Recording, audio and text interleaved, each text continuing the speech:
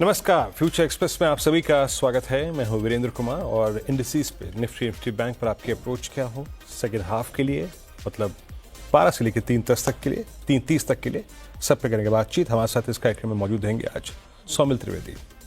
Saumil, good afternoon. कार्यक्रम में स्वागत है आपका। मैं आपसे बातचीत करता हूँ, लेकिन उससे पहले एक बार जरा इंडिसेस को देखते हैं। It's 24857 on Nifty and Nifty bank करीब 55-118 पे आके ट्रेड करता है। मार्केट से day low.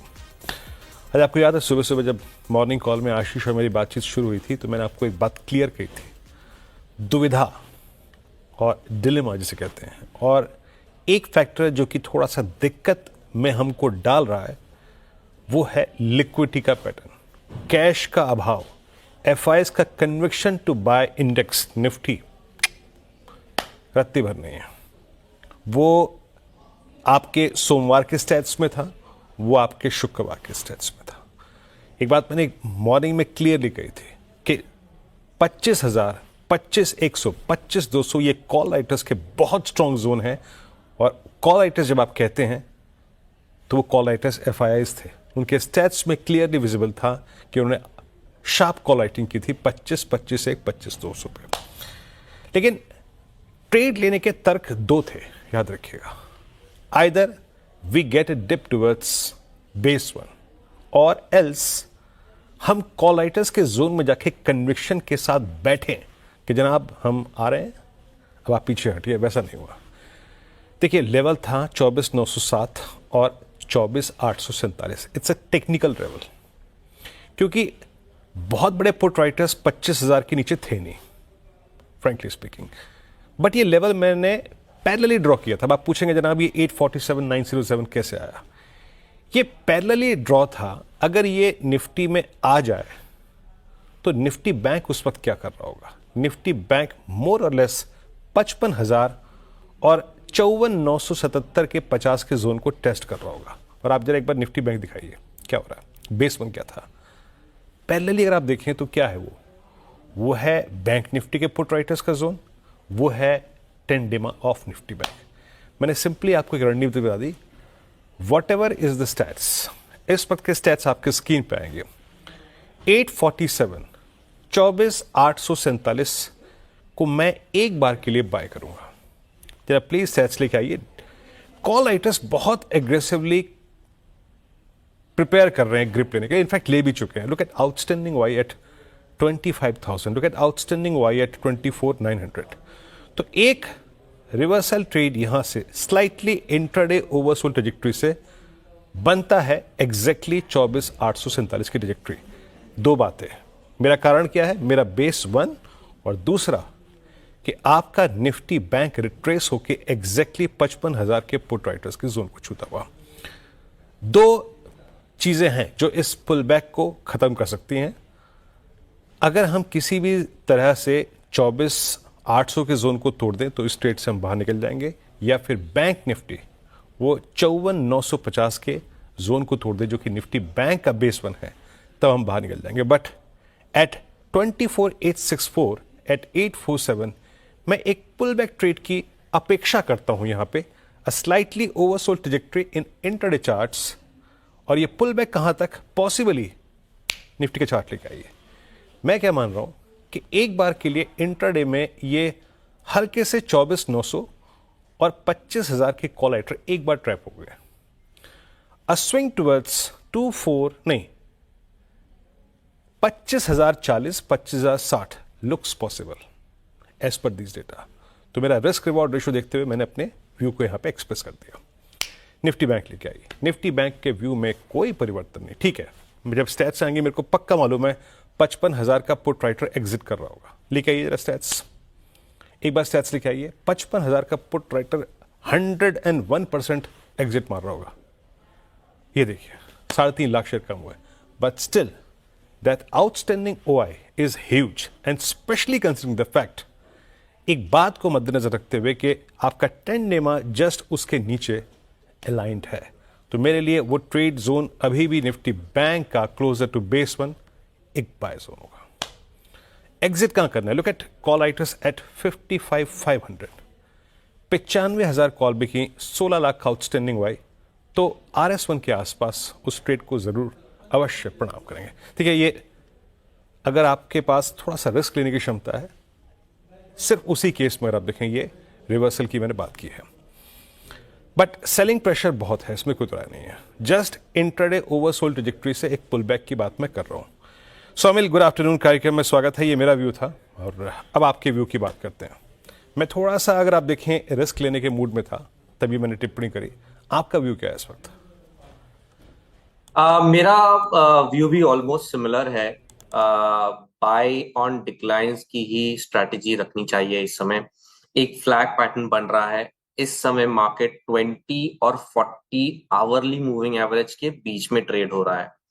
20 hourly moving average is 24918। ये बहुत ही इंपॉर्टेंट हर्डल होगा यहां से। और जो सपोर्ट जोन है वो है 40 hourly moving average, that is 24824। So buy on decline की स्ट्रैटेजी रखे। यहां पर भी डेफिनेटली बाय कर सकते हैं, क्योंकि जो साइडवेज फ्लैग पैटर्न हमें इस समय दिख रहा है उसका जो एकदम ही नीचे का लेवल है, जो सपोर्ट लेवल है, वो हमने ऑलरेडी टच कर लिया है इस समय। So this is the right time to buy with a stop loss of 24,824, that is 40 hourly moving average। और यहां से एक बाइंग डेफिनेटली बनती है। स्टॉप लॉस थोड़ा सा और नीचे रख सकते हैं, 24,800 का स्टॉप लॉस रख सकते हैं, और उसके नीचे फिर थोड़ा सा कॉशियस रहना जरूरी है। लेकिन ओवरऑल इस समय बाय एंड डिक्लाइन की स्ट्रैटेजी रखें। ऊपर में मुझे लगता है कि नेक्स्ट कमिंग 1 वीक में 25,300 के लेवल्स ऊपर में शॉर्ट टर्म में देखने मिल सकते हैं। लेकिन इस समय जो प्रीवियस स्विंग हाई था 25,100 के आसपास का, वो मैं एक्सपेक्ट करूंगा in next couple of trading sessions. जी हाँ, और याद रखिएगा, थोड़ा रिस्क अगर आप ले सकते हैं तो आइएगा, नहीं ले सकते तो प्लीज अवॉइड, क्योंकि एक कैलकुलेटेड रिस्क ले रहे हैं closer to Nifty bank stand up writers zone and closer to a very critical level 24,800। लेकिन एक बात याद रखिएगा, किसी भी सर्कमस्टेंसेस में आप 24,800 के नीचे परसिस्ट करते हैं तो वो व्यू नलीफाई हो जाएगा। But at this price possibly I think हम फेवर में हैं एक लॉन्ग ट्रेड के। अब आते हैं स्टॉक्स पे। सोमिल, 3 स्टॉक्स क्या पिक कर रहे हैं आप इस वक्त? सबसे पहला स्टॉक होगा गेल। गेल में एक फ्लैग पैटर्न ऊपर की तरफ टूटा है और ये बहुत ही बढ़िया ऊपर में, मुझे लगता है कि मीडियम टर्म आउटलुक में, शॉर्ट टर्म आउटलुक में बहुत ही अच्छी रैली हो सकती है। स्टॉप लॉस होगा 182 और टारगेट होगा 200 का। दूसरा कॉल होगा इप्का लैब्स में। इप्का लैब्स में भी सेम फ्लैग पैटर्न बना है, ऊपर की तरफ ब्रेकआउट मिल चुका है, और यहां से मैं समझता हूं कि जो ऊपर में रैली बन सकती है वो in fact medium to long term के लिए भी बहुत ही बढ़िया स्टॉक लग रहा है। ये 20 और 40 डेली मूविंग एवरेज पे सपोर्ट लिया है, और यहां से जो टारगेट बनते हैं इप्का लैब्स के वो है 1700, और स्टॉप लॉस लगा सकते हैं 1386 पर। मेरा तीसरा स्टॉक होगा अगेन फार्मा में। फार्मा में डॉक्टर रेड्डी, एक inverted head and shoulder pattern बना है, बेजिंग आउट पैटर्न में से ब्रेकआउट हुआ है, और यहां से जो स्टॉप लॉस लगता है वो है 1190 और टारगेट होगा 1320। ओके, 3 स्टॉक फ्यूचर्स यहाँ पे सोमिल ने पिक किए। एक एक करके स्टॉक्स लेके आइएगा आपकी स्क्रीन पे। पहला स्टॉक आएगा, शुरू से रखिएगा और उसको देखते हैं। हाँ, गेल फ्यूचर्स 200 के लक्ष्य के लिए 193 पे इट्स बाय ट्रेड। सोमिल का दूसरा ट्रेड डॉक्टर रेड्डीज। देखिए, दिवीज लैब स्ट्रॉन्ग स्ट्रक्चर है, डॉक्टर रेड्डीज लोअर ट्रैजेक्टरी से रिवर्सल लेता हुआ, तो यहाँ पे 1233 का लेवल है, 1320 के लक्ष्य के लिए आपको बाय करना है। और अगला स्टॉक लेके आई डॉक्टर रेड्डीज के बाद जो इप्का लैब, इट्स 1446 पे बाय कॉल है। अच्छा, मैं एक चीज़ स्क्रीन पे देख रहा हूँ कि थोड़ा सा इंफ्रास्ट्रक्चर, कंस्ट्रक्शन, कैपिटल गुड्स, ये थीम जो है अपनी तरफ ओआई खींच रही है। एक बार बीएचएल लेके आइएगा, एक बार आप सिमेंस लेके आइएगा, एक बार आप कमिंस लेके आइएगा, एक बार आप एनसीसी लेके आइएगा। ये थीम देखिए, look at BHEL at 250 day high. अगला स्टॉक लेके आइएगा, Siemens 3204 day high. Cummins day high नहीं है, लेकिन फिर भी लोअर लेवल से एक साइजेबल रिवर्सल, आई थिंक लगभग 30 रुपए का। और look at NCC at day high. ये थीम थोड़ा सा अपनी तरफ वाई खींच रही है। एक बार कंट्रीब्यूटर्स लेके आइए। देखिए, आज सुबह आई थिंक चाइना के एक्शन के बाद ये लाजमी था कि मेटल्स परफॉर्म करेंगे, और मेटल्स ने आज बहुत ही बेहतरीन एक ब्रेकआउट दिया है, स्पेशली टाटा स्टील ने। बट क्या वो एक ओवरनाइट स्ट्रेंथ में कन्वर्ट हो पाएगा? As of now looks slightly difficult. आपकी स्क्रीन पे अभी भी अगर आप देखें, आके कोई मेटल कंट्रीब्यूट नहीं कर रहा है। It's Coal India, it's ITC, Infosys and ONGC जो कि डिलीवर कर रहे हैं। आईटीसी सुबह मैं अपनी टीम में कहा भी था कि it's going to do well, क्योंकि ये कॉलाइटिस को ट्रैप कर रहा था। But look at Infosys. थोड़ा डिस्कशन करते हैं निफ्टी आईटी पर। निफ्टी आईटी आपके स्क्रीन पे 37,658। सोमिल, निफ्टी आईटी को अभी भी स्ट्रगल करना पड़ रहा है, क्लोजर टू 100 डेमा। अभी इन्फोसिस की स्ट्रेंथ क्या आपको ये कन्विक्शन दे रही है कि अदर देन इन्फोसिस कोई आप और स्टॉक पिक कर पाए इस वक्त? अब आईटी पे आई थिंक वीरू, हमने आई थिंक 2 दिन पहले भी बात की थी, और मुझे आईटी में मुझे लग रहा था कि एक शॉर्ट टर्म में अच्छी रैली आ सकती है, और इस समय भी it is the structure is not bad, अभी तक कुछ खराब नहीं हुआ है। निफ्टी आईटी इंडेक्स की अगर बात करें तो 200 डेली एक्सपोनेंशियल मूविंग एवरेज पे रेजिस्टेंस लेके वहां पे ही नीचे की तरफ एक छोटा सा कंसोलिडेशन हो रहा है। स्ट्रक्चर खराब नहीं है, एक फ्लैग पैटर्न बन रहा है, और मैं समझता हूं कि ये फ्लैग पैटर्न ऊपर की तरफ टूटेगा, बिकॉज आवरली मोमेंटम इंडिकेटर्स में अब बाय आने के चांसेस और बढ़ गए हैं यहाँ से। और जो आरएसआई है, आरएसआई भी एक थोड़े से ओवरसोल्ड जोन में है on the lower time frame hourly chart पर। तो ब्रिलियंट टाइम है इस समय निफ्टी आईटी का। स्टॉप लॉस छोटा सा है निफ्टी आईटी में। अगर सपोर्ट जोन की बात करें तो 37,170 का एक सपोर्ट जोन है, और ऊपर में मैं समझता हूं कि 200 डेली मूविंग एवरेज के ऊपर निकल जाएगा, और जो टारगेट्स बनते हैं वो 39,300 के बनते हैं in the very short term. अगर मुझे पिक करना है तो एम्फोसिस एक मुझे बहुत अच्छा लगता है, और विप्रो बहुत ही अच्छा लगता है। एम्फोसिस में 10 डेली मूविंग एवरेज पे सपोर्ट लेकर ऊपर की तरफ आज रुक किया है, और जो स्टॉप लॉस लगा सकते हैं वो 2520 के आसपास एम्फोसिस का स्टॉप लॉस लगा के ऊपर में 2775 के टारगेट्स बनते हैं फॉर एम्फोसिस। विप्रो भी सिमिलर स्ट्रक्चर है, और विप्रो में मैं समझता हूं कि सेम एक फ्लैग पैटर्न बन रहा है आईटी इंडेक्स के जैसे ही, और ऊपर में टारगेट्स हैं 269 के, और स्टॉप लॉस यहां पे लगा सकते हैं 249 पर। चलिए, व्यू स्टॉक्स पे इंडस्ट्री से पूरे हो गए। जब हमने 847 पे 847 पे वो कॉल ली थी निफ्टी पे, निफ्टी गया 24,890, थोड़ा सा फिर रिट्रेस हुआ है, लेकिन याद रखिएगा व्यू वही रहेगा। व्यू खराब मंदी का या फिर नेगेटिव तब होगा अगर बैंक निफ्टी और निफ्टी दोनों एक सर्कमस्टेंसेस में अपने आप को मतलब वो फुलफिल कर दें। बैंक निफ्टी बिलो 54,900 और निफ्टी बिलो 24,800, तब याद रखिएगा आपका ये इस पूरी डायरेक्शन का जो मोमेंटम है वो कोलैप्स हो जाएगा। खैर, एक ब्रेक लेते हैं, ब्रेक के बाद बात करेंगे डीएलएफ। आज का टॉप गेनर, स्ट्रॉन्ग मूव यहाँ पे। नंबर्स में क्या था, नंबर्स के बाद हाउस व्यूज कैसे हैं डीएलएफ को लेकर, सब पे करेंगे बातचीत। यतिन के साथ मेरे सहयोगी हैं, उनसे करेंगे बातचीत छोटे से ब्रेक के बाद। थोड़ा सा देखिए, अब निफ्टी बैंक और ट्रेड से निकलने के बाद अब जरा आते हैं स्टॉक्स पे। डीएलएफ आपकी स्क्रीन पे लेके आइएगा। नो डाउट आज का सबसे स्ट्रॉन्ग प्लेयर, इट्स 766 क्या रेंज ब्रेकआउट दिया इसने आज, 200 EMA के ऊपर निकला। हालांकि बहुत स्ट्रॉन्ग था, लेकिन बाजार के साथ ये लाजमी है कि थोड़ी बहुत कूलिंग ऑफ होगी। लेकिन एग्जैक्टली अब हाउस व्यूज क्या आ रहे हैं इस डीएलएफ पे लेकर? आज तो आइसोलेशन में अगर आप देखें इसने रियल एस्टेट को डोमिनेट किया।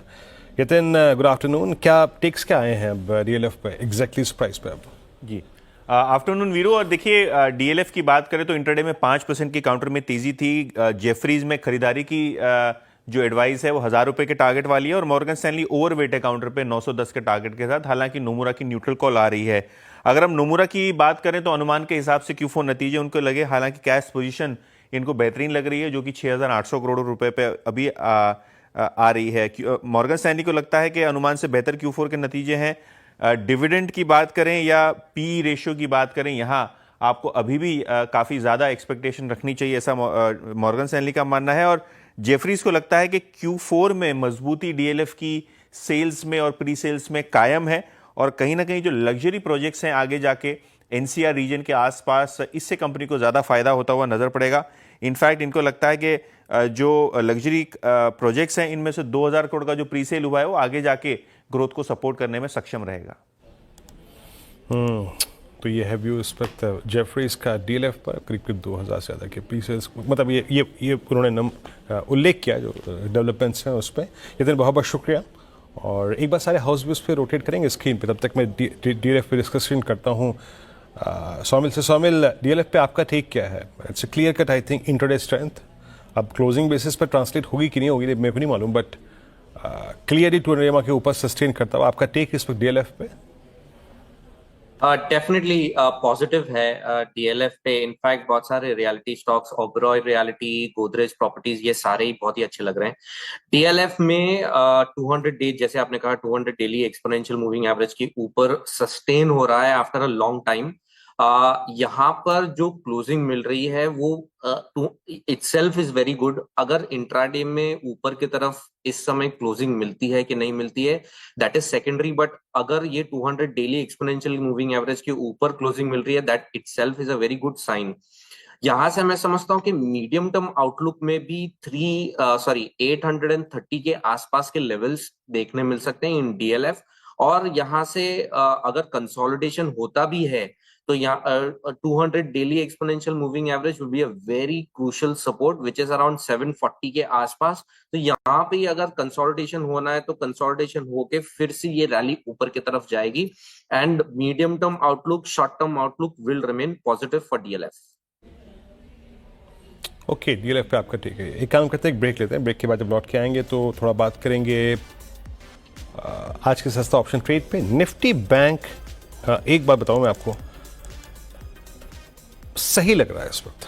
जो शेप है इंट्राडे में, पुट राइटर्स हैं, उनका बिहेवियर थोड़ा अच्छा कर रहा है। सो थोड़ा बैंकों पर नजर रखिएगा। एक ब्रेक के बाद आते हैं तो बात करेंगे आज का सस्ता ऑप्शन ट्रेड की। स्वागत है कार्यक्रम में आपका, और अब चलते हैं आज के ऑप्शन ट्रेड की तरफ। बताइए सौमिल, क्या पिक कर रहे हैं आप?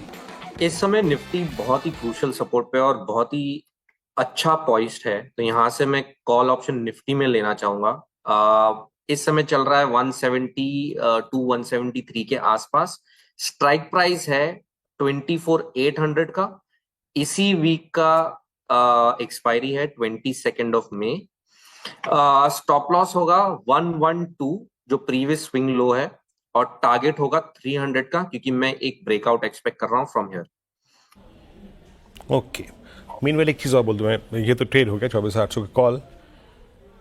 बीएससी, सीडीएसएल, एंजल वन, जनाब क्या आग लगी हुई है, और गजब का मूव है यहाँ पे कैपिटल मार्केट स्टॉक्स में। एक ब्रेक। सौमिल, बहुत बहुत शुक्रिया आप इस कार्यक्रम में शामिल हुए सभी स्टॉक्स इंडिसेस पर रखे आपने। एक ब्रेक और आपसे अगली मुलाकात होगी आज 2 बजे कमाई का अड्डा में। तब तक के लिए नमस्कार।